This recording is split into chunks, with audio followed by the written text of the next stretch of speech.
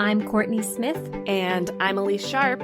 And we are two Shakespeare nerds who decided to make a podcast about our love for Shakespeare. In this podcast, we will tackle as many dimensions to Shakespeare's plays as we can by looking at the text, examining the historical context in which it was written, and how the text is viewed through modern lenses of feminism, racism, classism, colonialism, nationalism, ableism, all of the isms. We will discuss how his plays shaped both the past and present, and, as actors, how his plays can be responsibly performed today. All while trying our best to approach his works without giving in to bardolatry. So, Shakespeare Anyone?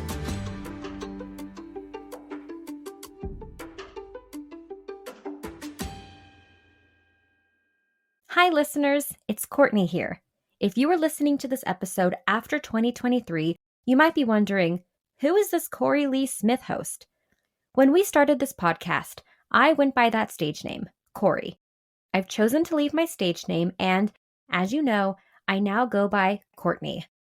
But before you enjoy past Elyse and past Kourtney's episodes in our back catalog, I wanted to clarify the name switch. Now that I've set that straight, I invite you to sit back, relax, and enjoy the episode. Hello, listeners. This is Kourtney. Elyse and I are so thrilled to continue bringing episodes of Shakespeare Anyone to listeners like you for free. We do this out of our love for Shakespeare, theater making, scholarship, and decentering dead white men. We put a lot of hard work into research, recording, editing, and generally producing a podcast. With that said, I'm here to remind you all that we have a Patreon page if you want to support our current work and our future goals that we believe Patreon will help us achieve. We've created a variety of support levels and continue to create exclusive bonus content for our patrons on a monthly basis. Our bonus content so far includes Shakespeare Stuff We Loved This Month posts, where we share the Shakespeare-related products we are obsessing over. Not only that, but we already launched bonus episodes. One is an extension on our conversation with Dr. Simone Chess about John Lilly's Galatea and early modern trans studies. And the second is a conversation with special guest Stephanie from Protest Too Much podcast, in which we review Joel Coen's Macbeth starring Denzel Washington and Frances McDormand. Elyse and I also discuss Shakespeare-adjacent content, like movies, TV shows, books, to name a few, and share those conversations exclusively to Patreon. These are incredible conversations you can unlock as a patron. We also have plans for additional bonus episodes, including more special guests, more film reviews, and even an Ask Us Anything. Distinguished patrons even receive exclusive voting power and snail mail. If you would like to join us and support the production of this podcast, or just check out the Shakespeare-themed names we've given the support levels, head to patreon.com/ShakespeareAnyone. The link will also be in our episode descriptions.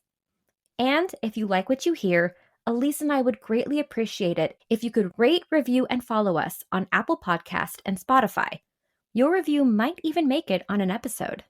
When you're done, be sure to follow us on Instagram and Twitter, and then tell a friend. Word of mouth is our best form of advertisement.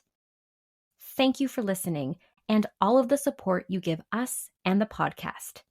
Now, onto the episode. Okay. Wow, you didn't get kicked out this time. I didn't. I'm so proud of you. Same. Listeners, the recording system that I use oftentimes kicks me out because web pages are stupid. And this time I am successfully able to start the episode right when I push record. This is a technological win for me today. It's a good day here at Shakespeare Anyone. It is a good day. Today, we are starting what we are doing as a two-part episode on mental health and disability in early modern England and in theater.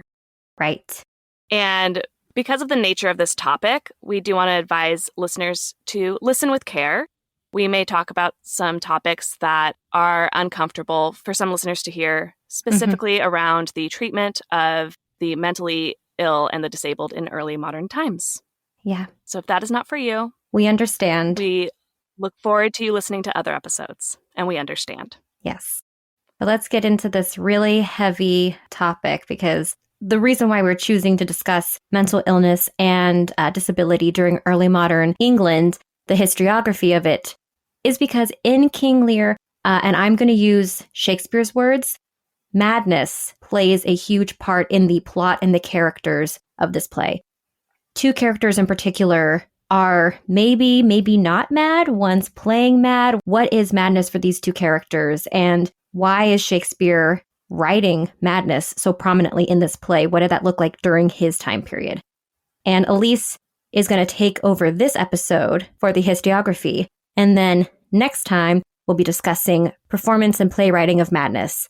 So today, put on your thinking caps and get ready for another history with Elyse. Okay, so first up, thank you, Korey, for that introduction. Let me just briefly talk about some topics that we've already covered on the podcast. So we talked in a mini about the four humors, which was a prevailing medical theory of the early modern era. Basically, that the body has channels, like veins, through which these four major fluids flow, and these fluids should be in balance. Otherwise, you get sick and you have specific symptoms for when you have like an overage of one versus the others. Right. And at the same time, personalities of people, of trees, rocks, cats, all of the living things on Earth have a certain humoral temperament, and it is natural. That is how it is. Cats are melancholic. Women should be phlegmatic. You know, it's a very all-encompassing medical theory, this humoral theory. Right. For more on that, you can listen to our mini episode on the four humors.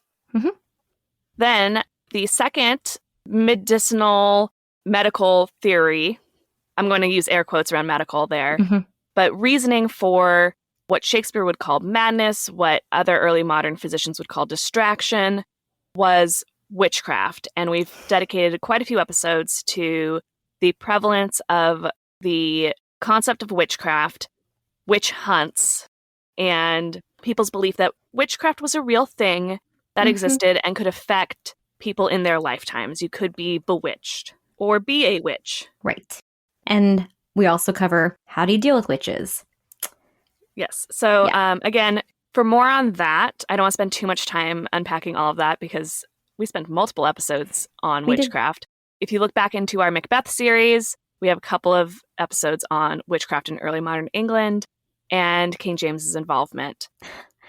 Yeah. But if you've already listened, you may remember that from our episodes on witchcraft, that witch hunts and witchcraft were this major trend that hit a height and then disappeared. This trend grew and grew and then quickly sort of dropped off around the time of King James's ascension to the English throne, right? Yeah, thereabouts. And King Lear is also written around the same time as Macbeth, a little bit earlier, but then we know that there were also rewrites. Right. So, like today, early modern culture is not a monolith, and we find that there's this growing dislike, I'm going to say, of witch hunts and witchcraft, especially from people who were trained physicians. And so we see two medical influences outside of humoralism aiding in this decrease in the belief in witchcraft and witch hunts, and more of a belief in natural causes behind witchcraft and the theory of witchcraft. Yeah, because for that time, witches and the devil bewitched people into madness, and like exorcisms were popular practices. So that's the madness. That's the tie-in, I believe, to... Right. Yeah. Yes. Yeah. So we start to see a growing importance of dissection and new knowledge about anatomy in early modern times. And then Paracelsian medicine, which was a theory which theorized that there were external rather than internal sources of disease, localized in organs rather than generalized in the humors, and that disease was curable through chemical preparations like medicines. Okay. So the new theories in medicine start to help explain what was only previously explained by witchcraft, possession, etc.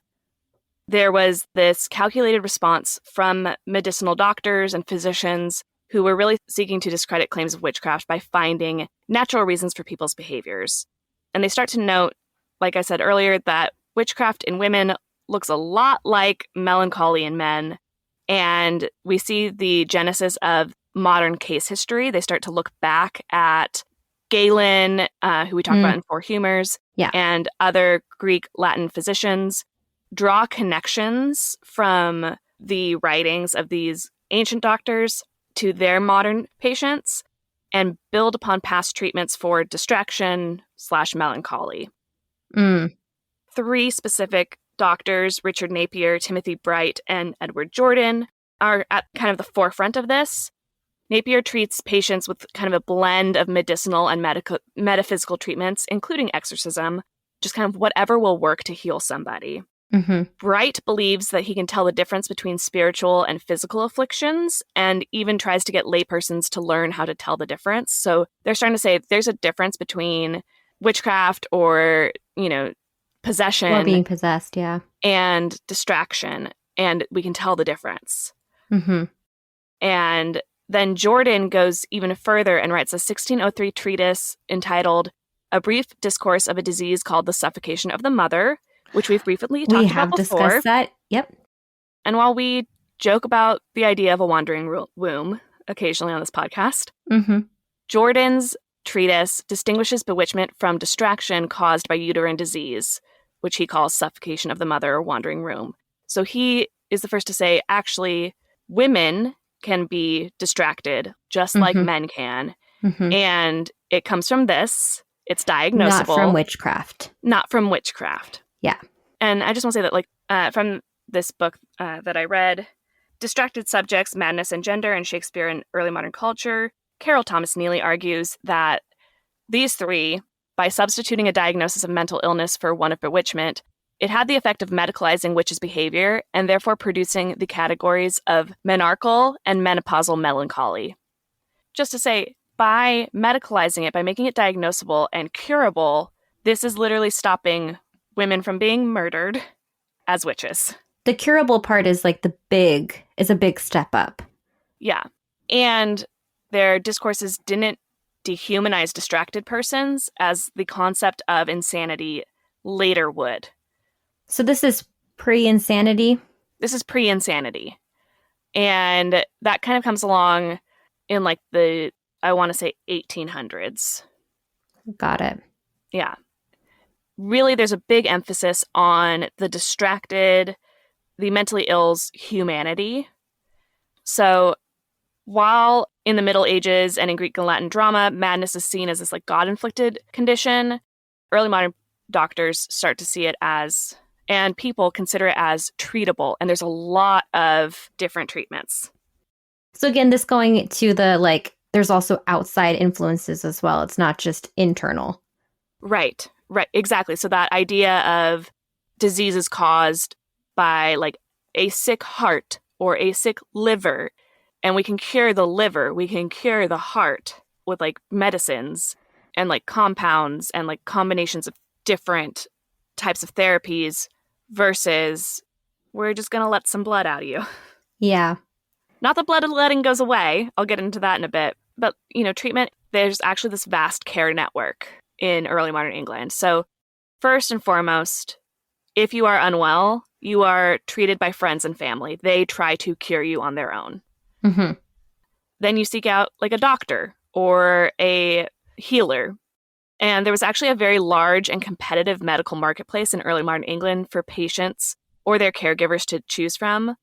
Licensed physicians were growing more numerous, and then there were also unlicensed practitioners such as barber surgeons, apothecaries, midwives, cataract specialists, wise women, astrological healers, and skilled housewives that patients could choose from. They could actually aggressively shop for therapies that worked, and if you were a healer that was unsuccessful, you lost patients.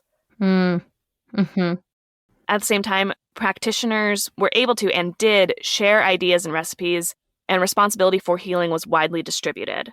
So it wasn't you just go to this one doctor. If this doesn't work, you go over here, or maybe you're talking to somebody and they also refer you to somebody else.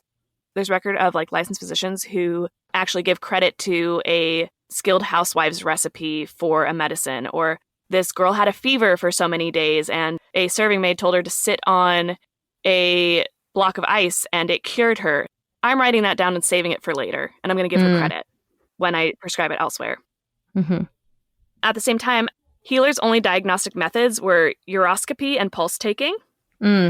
So actual diagnosis really depended heavily on patients' illness narratives. So patients and their caregivers' ability to tell the story of their illness and describe their symptoms accurately and in great detail. Okay.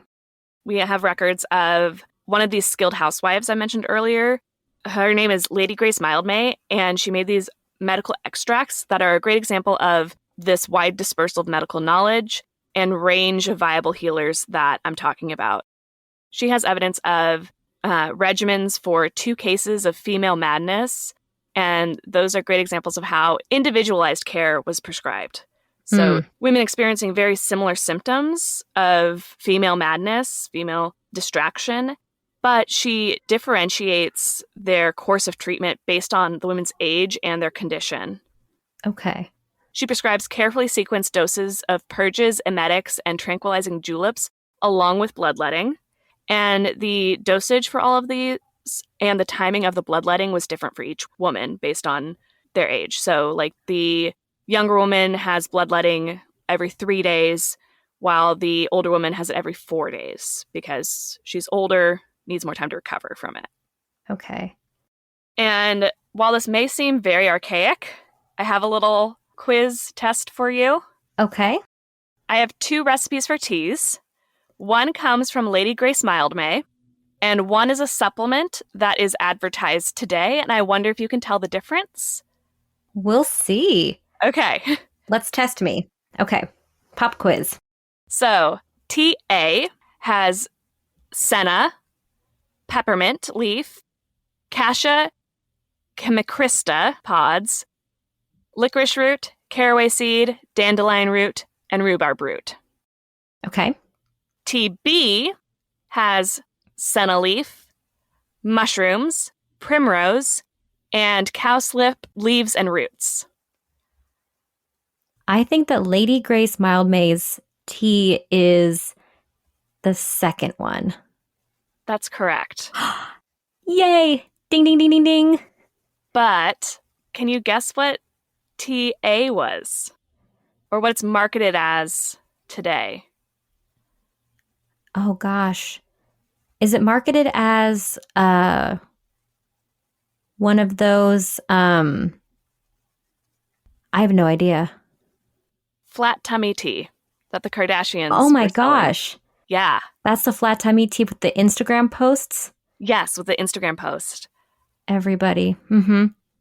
Every influencer in the world. Like all these influencers in the world selling a very similar tea, like just some additional, slightly different Ingredients to what Lady Grace Mildmay prescribed. And I do want to call out that, like, senna, which is the main ingredient in both, is a plant known and used for its laxative effects. Okay. Yes. So she was basically giving them tea to Essentially emit, to get rid of all of their waste. So when they're talking about purges and emetics, it is literally trying to get them to go to the bathroom quite a bit. Because I think that from my memory of the Four Humors, humoral therapy, it was emitting waste by bloodletting, pooping, and vomiting. Right. Those are the 3 purges. Yeah, and I will say I edited the recipe a little bit to say mushrooms. They call it agaric, which is a whole range of mushrooms, but it could have been a edible but kind of a tummy no-no type of mushroom where it would also make somebody vomit. Got it. Then at nighttime, the prescription was for these juleps. The julep recipe was the water of cowslips, poppy and dragon, syrup of poppy and cowslips, and then applying oil of field poppy to the temples. So basically, she was prescribing them a laxative tea and NyQuil for days. So some things haven't changed. I feel like that's the theme of this podcast. Some things haven't changed. Okay.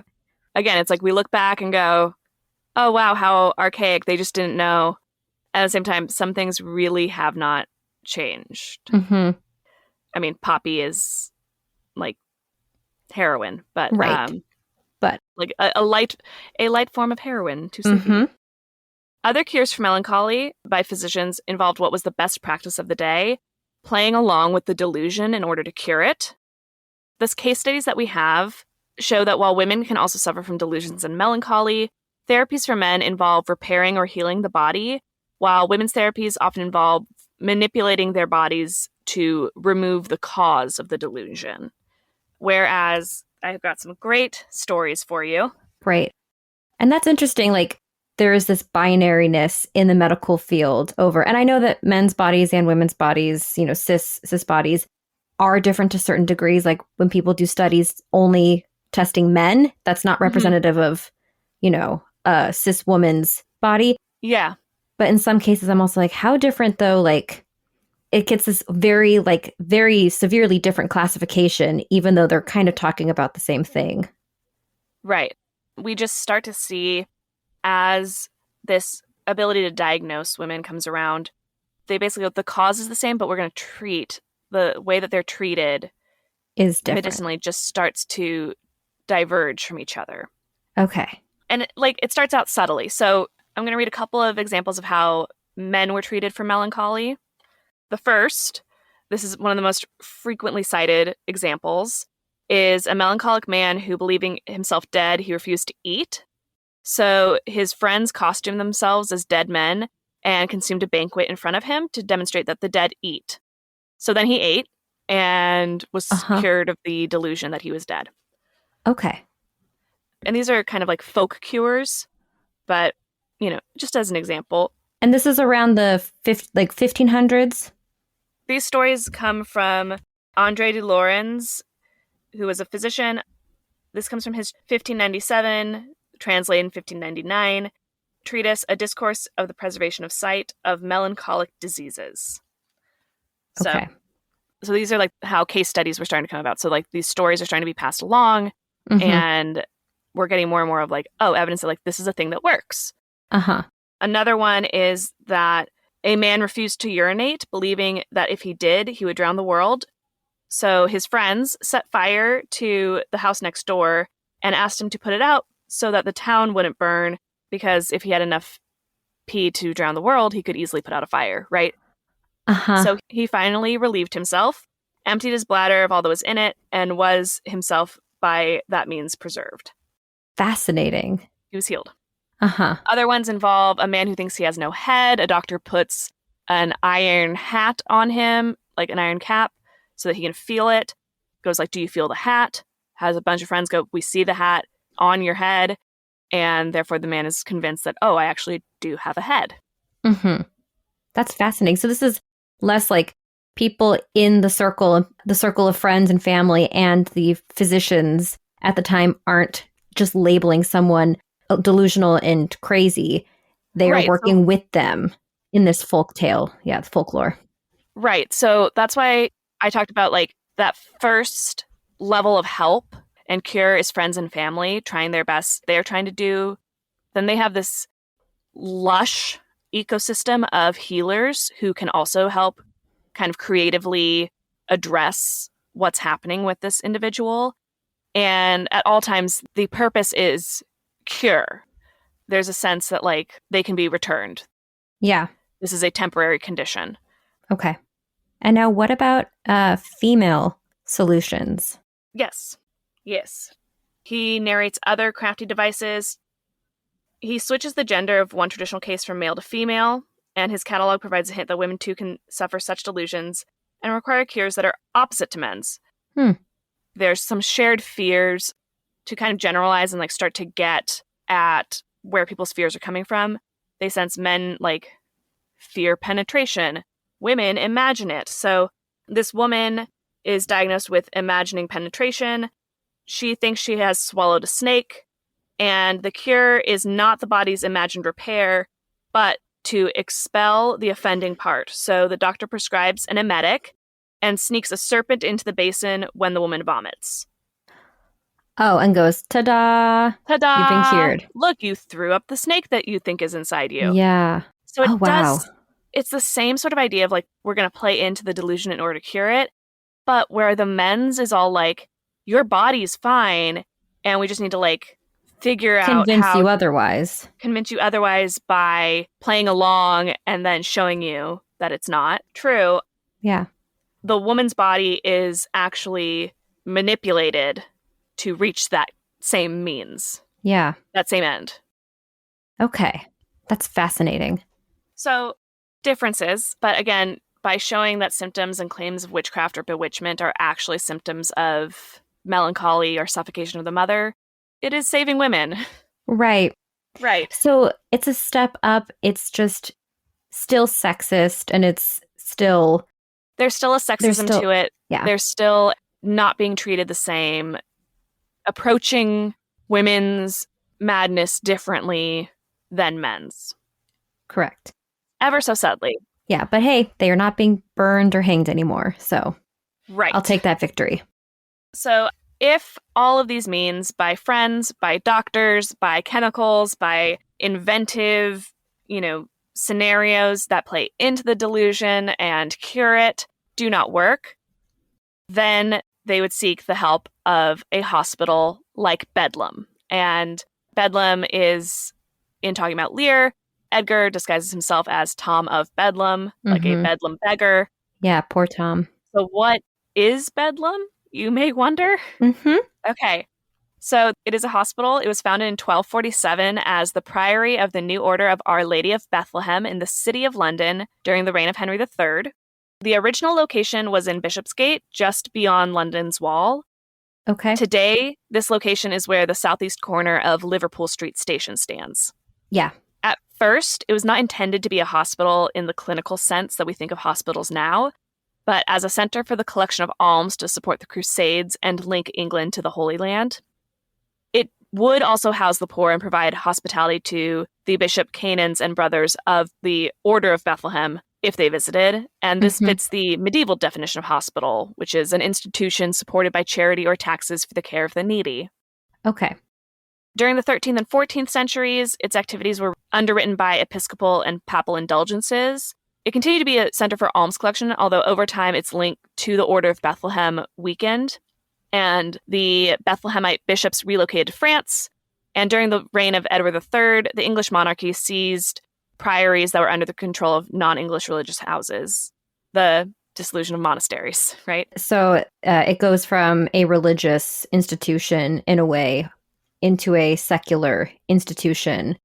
Right. Over the next couple centuries, that's the exact trajectory. So Edward III takes control of the hospital to prevent funds raised from enriching the French monarchy. This is all happening in the middle of the 100 Years' War between England and France.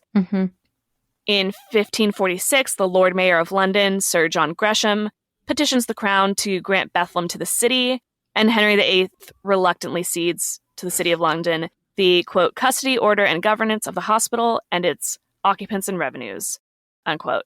Okay. So this means that the monarchy, the Crown, has the possession of the hospital as a building, as an institution. The city is in charge of its administration. From 1557, it was administered by the governors of Bridewell Prison, which is a prototype house of correction at Blackfriars. Houses of correction were places where those who were, quote-unquote, unwilling to work, including vagrants and beggars, were set to work, which came into existence after the passing of an amendment to the Elizabethan Poor Law. And these establishments existed like long into the early 1900s, right? These like poorhouses. Right. Yes. Yes. This is like an early poor workhouse. Yeah. Like Dickensian workhouse. Yeah. This is like the proto version of that. That's Bridewell. Bridewell, not Bethlehem. So Bethlehem is therefore one of the few metropolitan hospitals to have survived the dissolution of monasteries physically intact. And the joint administration continues, not without interference by both the Crown and the city, until the incorporation into the National Health Service in 1948. So Bethlehem is in this dual, like it is owned by the Crown and run by the city. But the city handles its administration until 1948. Okay, so that's a good chunk of time. A really good chunk of time. Yeah. Yeah. About just a little bit over 400 years. Right. Wow. Yeah. It's unknown when Bethlehem or Bedlam began to specialize in the care and control of the quote-unquote insane, but it has been frequently asserted that Bethlehem was first used for treating the severely mentally ill from 1377. At the very latest, it was accepting distracted persons at the beginning of the 15th century and came to serve only this function by the mid-16th century. And there's a report of visitation in 1403 that first documents this when it finds 6 men, quote-unquote, menti capti, seized in mind, and 3 other, quote-unquote, infirm persons in the hospital. Okay. So before Shakespeare was writing, institution had transformed into a place for the, quote-unquote, insane. Right. That was its main purpose. Yes. In fact, by 1575, just before the first theater opened, Bethlehem Hospital was one of 5 specialized charitable hospitals operated by the City of London. Each hospital was situated on a major thoroughfare near one of the city's 9 gates. So I would say, which is a great way to, someone comes into London and you're like, I don't want them around. They seem like they're, distressed. Just, shove them into this conveniently placed hospital. I mean, it's also that by this time, the city was expanding beyond the wall. So these are actually just kind of like part of the first suburbs of the City of London. Okay. And it's really not considered too outside. Okay. But it is very easily accessible. Mm-hmm. So first we have Bethlehem Hospital, which is for the distracted poor outside Bishopsgate. Then, like I mentioned before, Bridewell, which is a workhouse for the quote-unquote vagrant poor. It's outside Ludgate. Uh-huh. We then have Christ Hospital for Orphans inside Newgate. Mm-hmm. St. Bartholomew's is outside Aldersgate, and St. Thomas's is across from London Bridge and Southwark. Both of those were for the sick poor. Okay. These institutions were, for London citizens, a source of civic pride and an emblem of civic responsibility, and the most physical manifestations of the city's expanse of interlocking networks of charitable relief for the poor, the sick, and the otherwise disadvantaged. It was less like shove them away and more like we take care of our the people who cannot take care of themselves. I see. So just to put this into perspective, this is less Sweeney Todd. It's something very separate much less from Sweeney Todd. So we're not at Sweeney Todd quite yet. No. And in fact, I think in our second parter, we will see how the hospitals of Sweeney Todd's time kind of create the narrative that we have about this time. Great. In order to say, well, it's better than that. I see. And really what we have in the actual physical record of this time is that actually this was not that bad. Okay. No, that's a great clarification because my mind goes to the Sweeney Todd narrative. Right. Yeah. And that's not to say that these were perfect.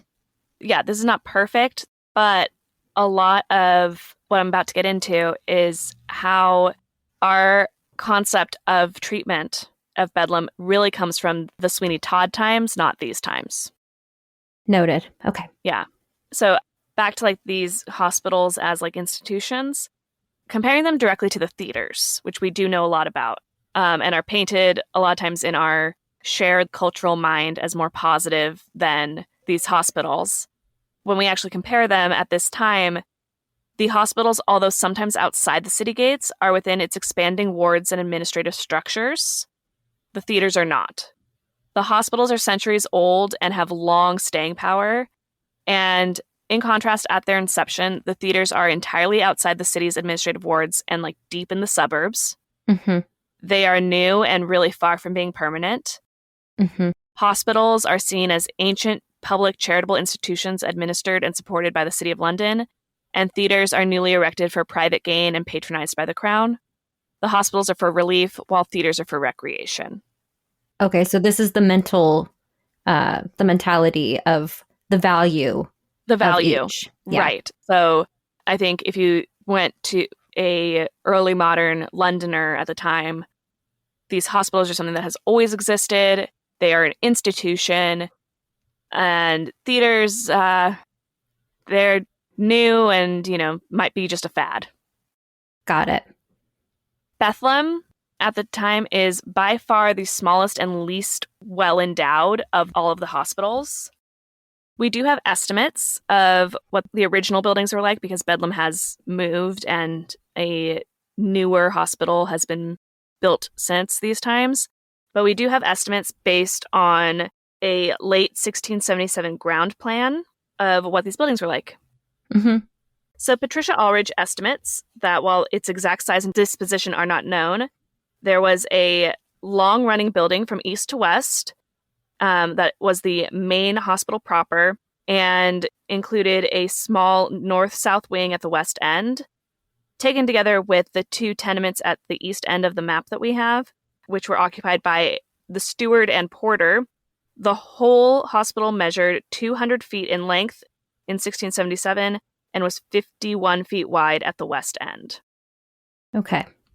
And then all that's known of its interior in its first 430 years of existence is Wow. a 1632 entry quoted in 19th century report that lists on the ground floor a parlor, a kitchen, 2 larders, a long entry throughout the house, and 21 rooms where the poor distracted people lie, and above the stairs 8 rooms for more servants and the poor to lie in.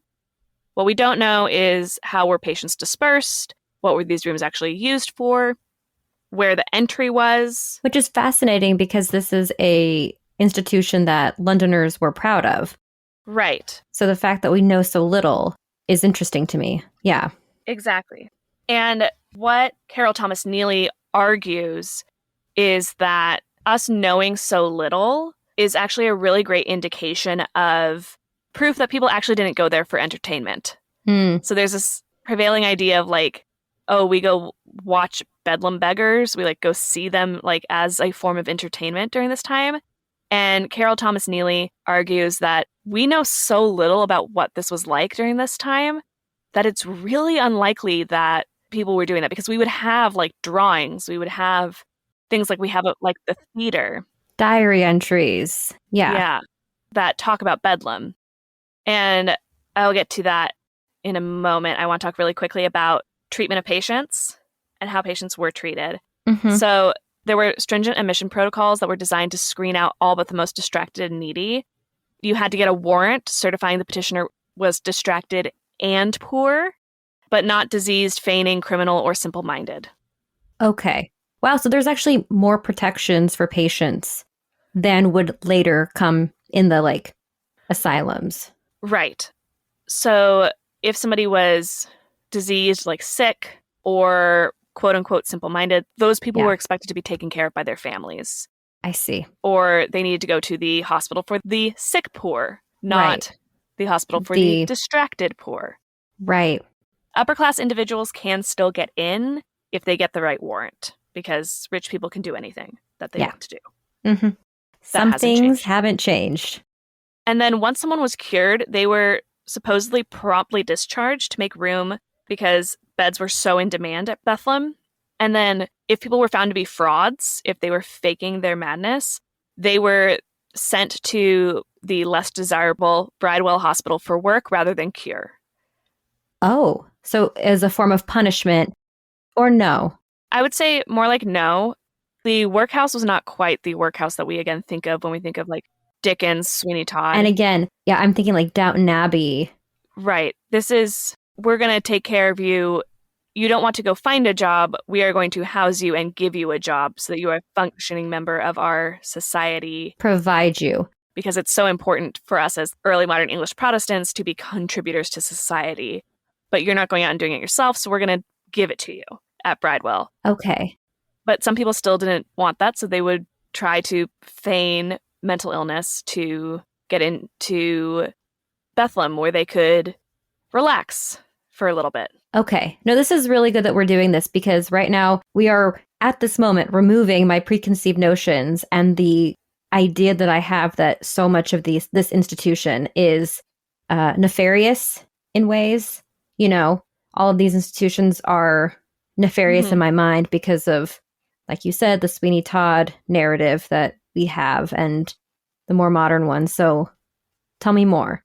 Tell me more that I need to remove from my preconceived notions. You've set me up really well. So far from being condemned or mocked, characterized as inhuman, as animal-like, or as outside humanity, which we see in later depictions, the patients at Bethlehem during this time period are attended to with concern and compassion.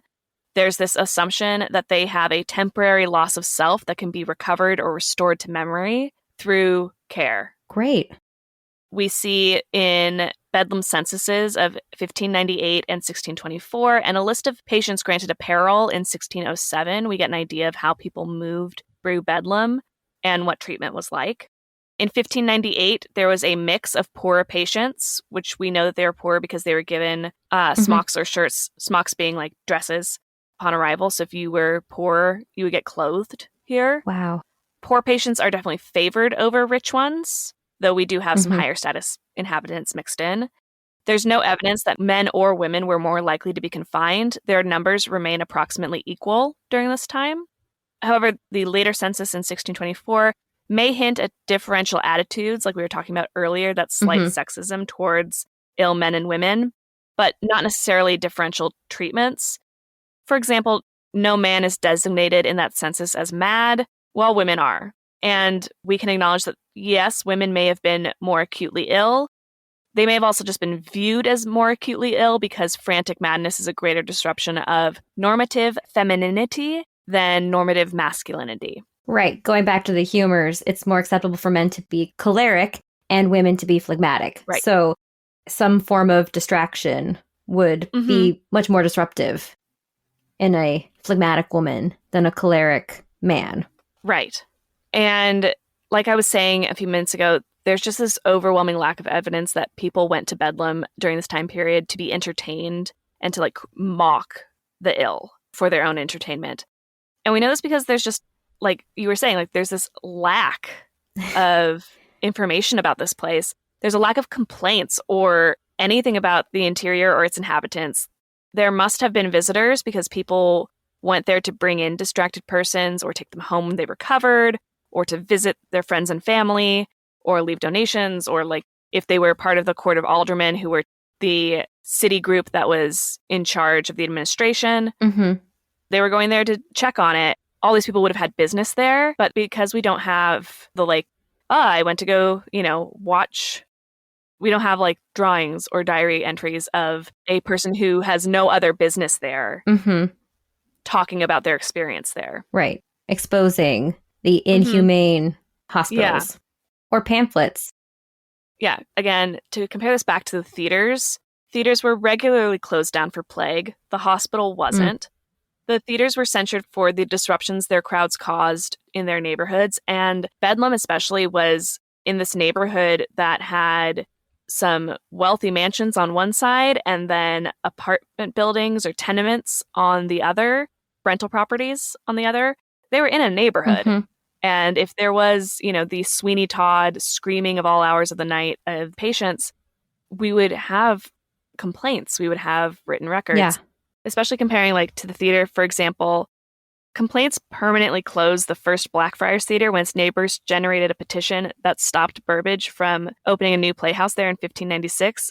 It argued that the common playhouse will grow to be a very great annoyance and trouble, both by the reason of the great resort and gathering together of all manner of vagrant and lewd persons that, under color of resorting to the plays, will come thither and work all manner of mischief, and also to the great pestering and filling up of the same precinct, if it should please God to send any visitation of sickness, as to heretofore hath been.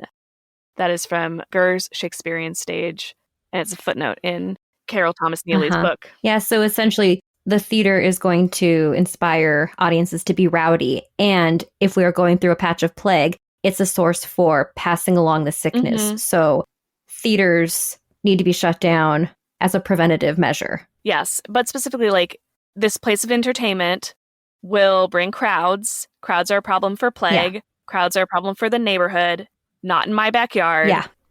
And we don't have that for this hospital. Okay. We do know that conditions weren't great in terms of, like, the building's upkeep. Kitchen sinks were clogged. Tiles were often missing from the floors. And there's, like, one record that people often point to go, oh, look, no, people did go, like, to a showing of Bethlehem, is the quote. It's one record that exists from prior to 1632. But Carol Thomas Neely argues that if you read it closely, it likely does not refer to the hospital at all.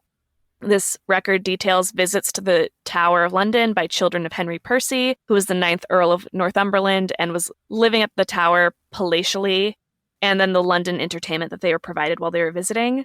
It includes a quote-unquote show of Bethlehem, but again, Thomas Neely argues that, it can't be the hospital. Based on the surrounding entries, we know that the record was written sometime between June 1610 and February 1611. Bedlam in 1610 and its inhabitants were not in a condition that would have led to it being visited by 4 aristocratic children. From records in 1598, we know that the house was in disrepair. Again, those clogged sinks, tiles missing from the floors.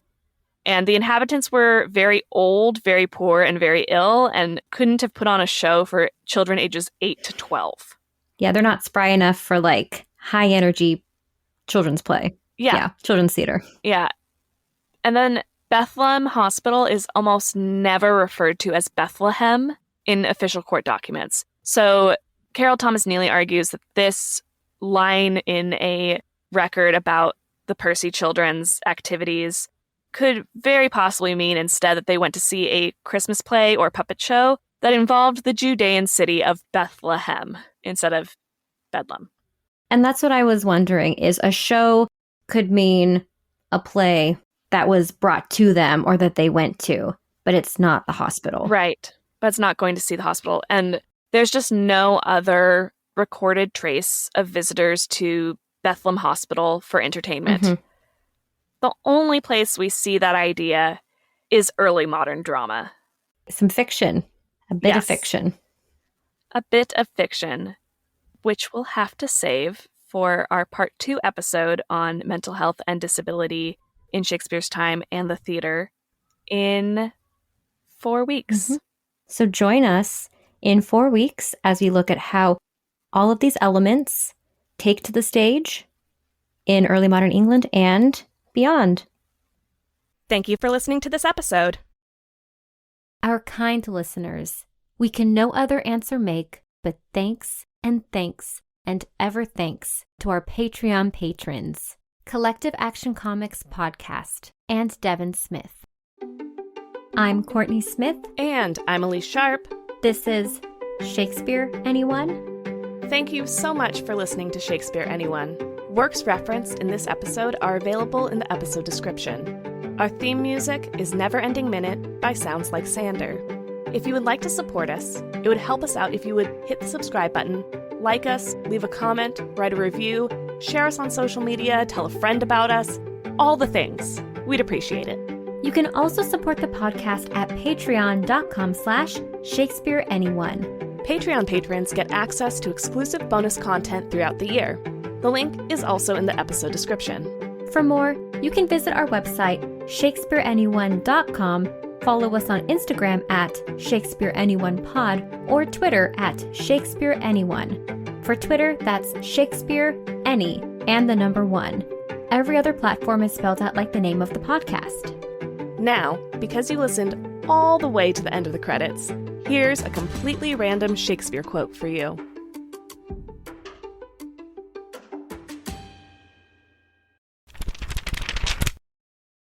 From Sir Thomas More, Scene 10, spoken by Shrewsbury.